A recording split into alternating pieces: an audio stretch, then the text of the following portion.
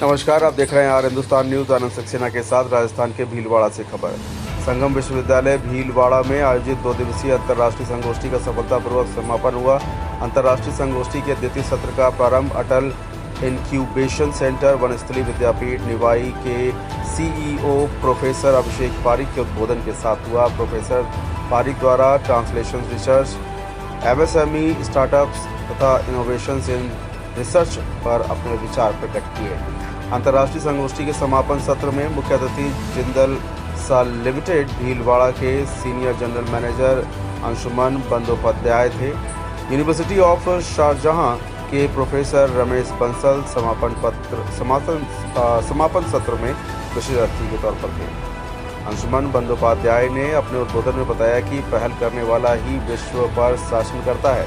उन्होंने वर्तमान जीवन पर इंटरनेट के प्रभाव को लेकर अपने विचार प्रकट किए। संगम विश्वविद्यालय के कुलपति प्रोफेसर करुणेश सक्सेना द्वारा अपने जीवन वृत्तांतों के जरिए शिक्षाविदों एवं शोधार्थियों के साथ अपने अनुभव साझा किए। कुल सचिव प्रोफेसर राजीव मेहता द्वारा इस अंतर्राष्ट्रीय संगोष्ठी को ज्ञान, शिक्षा और बुद्धिमत्ता के महाकुंभ की संज्ञा दी गई। वहीं प्रोफेसर वाइस चांसलर तथा संगोष्ठी समन्वयक प्रोफेसर मानस रंजन पाणिग्राही ने कहा कि हम कहाँ हैं और हमें कहाँ जाना है, इन दोनों ही प्रश्नों पर विचार किए जाने की आवश्यकता है। संगोष्ठी के समापन सत्र में आयोजन सचिव प्रोफेसर राकेश भंडारी द्वारा सार रिपोर्ट का वाचन किया गया, जिसमें उन्होंने बताया कि अंतर्राष्ट्रीय संगोष्ठी में कुल 220 शोध पत्रों का वाचन 8 चरणों में किया गया।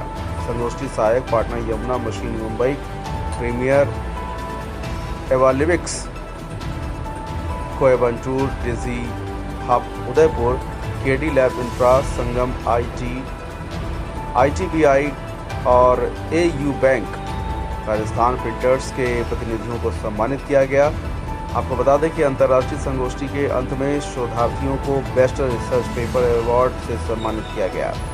संगोष्ठी की आयोजन उप समन्वयक प्रोफेसर दिनेश अग्रवाल, सह सचिव प्रोफेसर अर्चना अग्रवाल द्वारा शोधार्थियों, अतिथियों और कार्यकर्ताओं का हृदय से आभार व्यक्त किया गया है। फिलहाल अब सुरक्षित रहिए, जुड़े रहिए आर हिंदुस्तान से। नमस्कार।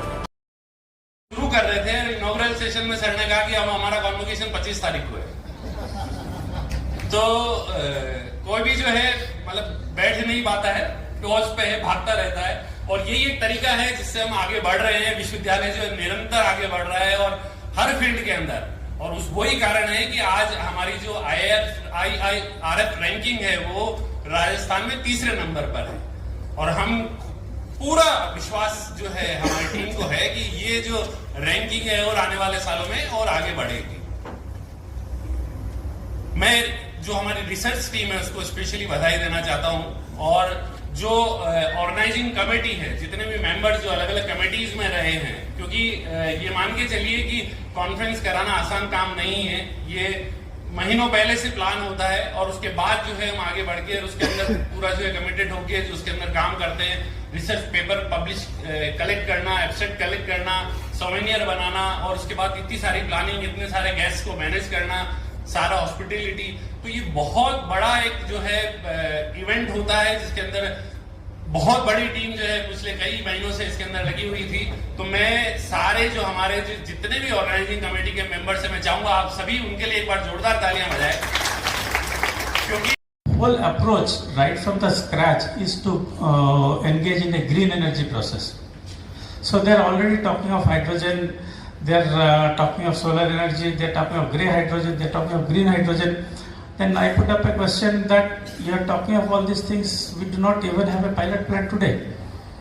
But what was amazing was they are thinking probably 5 to 6 years ahead, and the kind of research that they are seeing in the laboratories, they are very positive that this technology will come through. Putting this perspective of the world, that somewhere in India, many times I find that we still, we are trying to play catch up many times.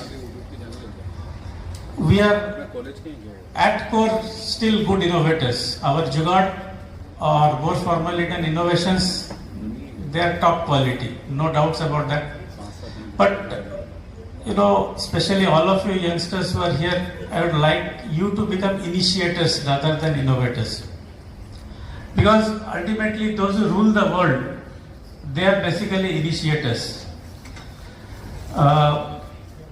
Look at South Korea, for example. We have Samsung Industries, we have Hyundai, LG.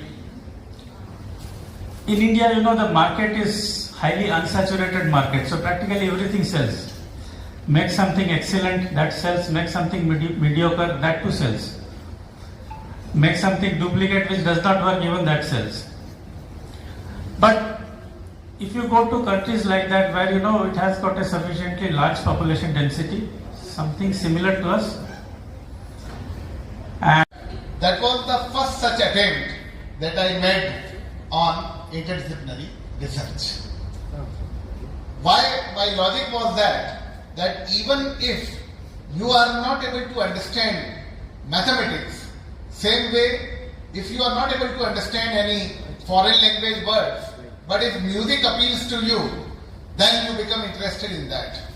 So I thought that I'll teach the participants mathematics in such a manner that it will sound like music to their ears.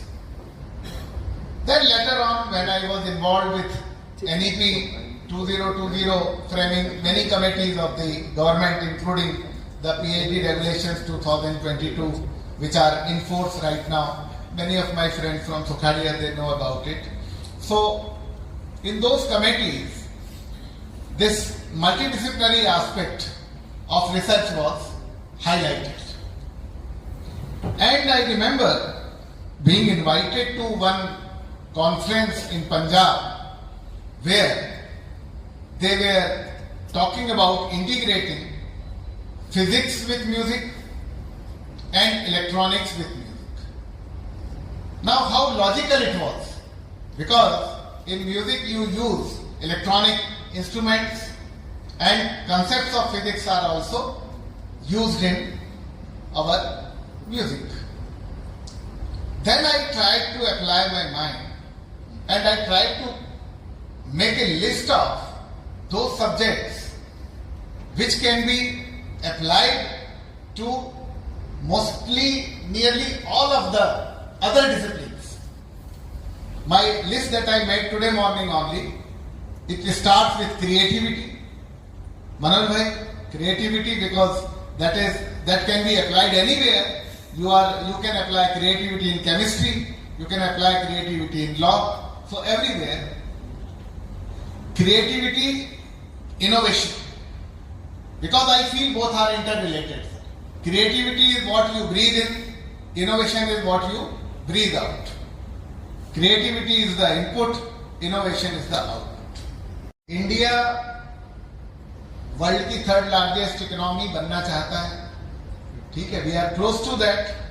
लेकिन आपको सबको ये जान के खुशी होगी कि we have become third ranked in research output, just behind US and China. और ज्यादा खुश भी मत होइए, क्योंकि चाइना और यूएस के बीच, चाइना और इंडिया के बीच में जो फासला है वो बहुत लंबा है. जैसे मैं आपको एक स्टैटिस्टिक्स देता हूं कि 2024 में तकरीबन 10 लाख पेपर्स पब्लिश हुए हैं चाइना में. यूएस में उससे भी ज्यादा हुए हैं. चाइना में 10 लाख से थोड़े ज्यादा पेपर पब्लिश हुए हैं, और इंडिया में यही फिगर उसी साल का 3,25,000 के आसपास. तो ये थोड़ा सा गैप है जो फुलफिल करना है. बट आई एम श्योर कि जिस तरह से इंडिया का हर फ्रंट पे प्रोग्रेस हो रही है, तो यहाँ पर भी हम लोग अच्छा करेंगे. पीएचडी का जो नंबर है पीएचडी प्रोड्यूस का जो नंबर है, वो भी मैं देख रहा था पिछले साल का. इस साल के फिगर्स तो अभी टाइम है काफी, 2025 में 2024 का फिगर मैं देख रहा था